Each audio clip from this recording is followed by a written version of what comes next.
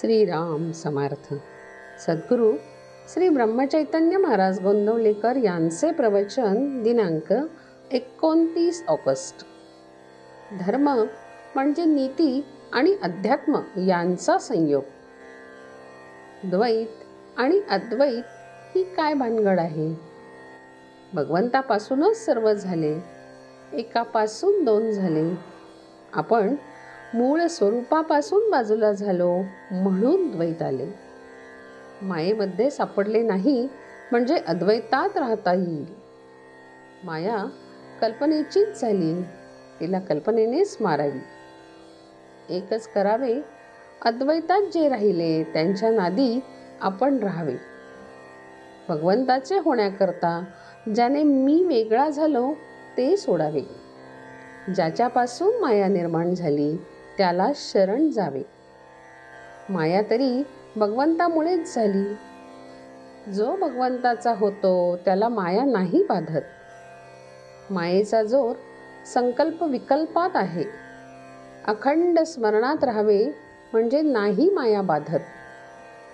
भगवंताचे नाम हे स्थिर आहे, पण रूप मात्र सारखे बदलते. प्रत्यक्ष साकार रूप हेच काही रूप नव्हे. जे जे आपल्या कल्पनेमध्ये येऊ शकेल ते सर्व रूपच होय. भगवंताच्या नामात मोबदल्याची अपेक्षा नाही म्हणून ते पूर्ण आहे. समाधान हा पूर्णत्वाचा स्वभाव होय. म्हणूनच जे पूर्ण नाही ते असमाधान. भगवंताकडून येणारी शांती हेच समाधान होय आणि हेच पूर्णपण आहे.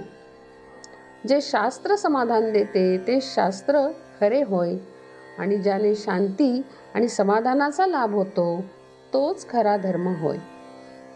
धर्म म्हणजे नीती आणि अध्यात्म यांचा संयोगच.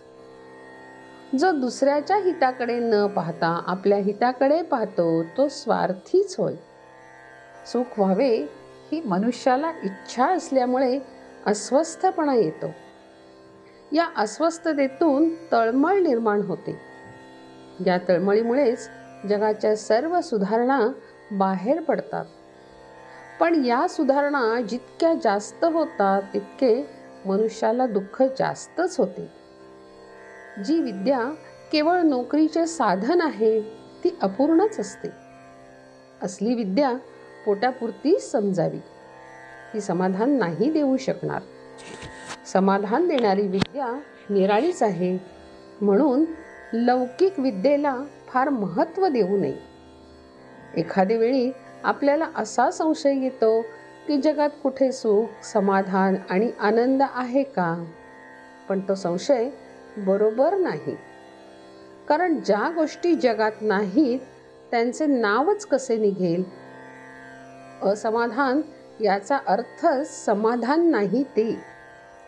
यावरून असे स्पष्ट दिसते की आधी समाधान असलेच पाहिजे.